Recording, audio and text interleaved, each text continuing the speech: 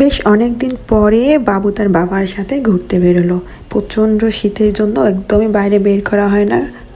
আসসালামু আলাইকুম, কেমন আছেন সবাই? আশা করি সবাই ভালো আছেন। তো অনেকদিন পরে তার সাথে আমার বের হওয়া, তো একটু গেলাম আমরা রেস্টুরেন্টে। এটা খুব কাছেই একটা রেস্টুরেন্ট ছিল, বাসার থেকে বেশি দূরে গেলাম না, যেহেতু প্রচণ্ড শীত পড়ছে।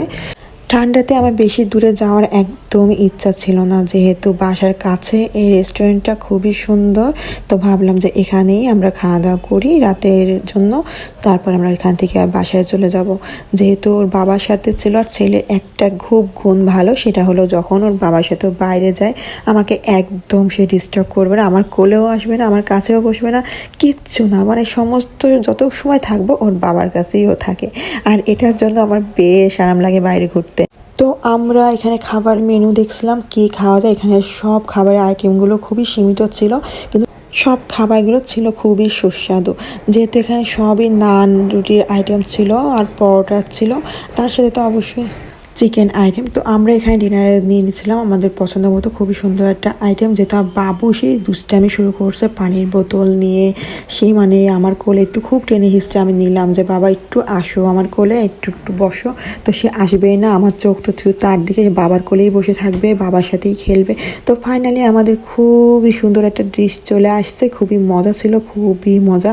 মানে একদম গরম গরম ছিল। আপনারা যারা আফতাবনগরের সাইডে থাকেন তারা অবশ্যই রেস্টুরেন্টে গিয়ে ট্রাই করে আসতে পারেন, খুবই মজার কিন্তু এই খাবারগুলো। তো আমরা এই তো রাতে একটু খাওয়া দাওয়া করলাম, আর এখানে খাওয়া দাওয়া করতে করতে এটা আমরা দিয়েছিলাম 3 জনা।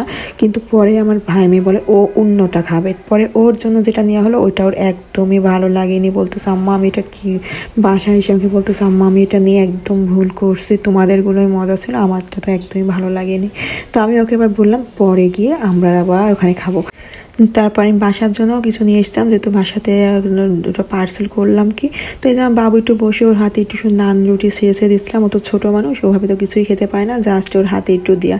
আমাদের খাওয়া দাওয়া শেষ, পাশে কিন্তু আমাদের আর একটু খাবারের আইটেম ছিল, সেটা হচ্ছে পিজা বার্গারে। তো ওখান থেকে ঘুরে আমরা কিছু খাবার দাবার কিনে আমরা বাসাতে চলে আসবো।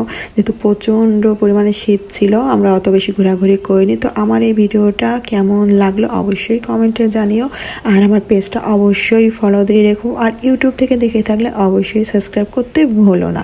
তো কেমন হলো? আল্লাহ হাফেজ।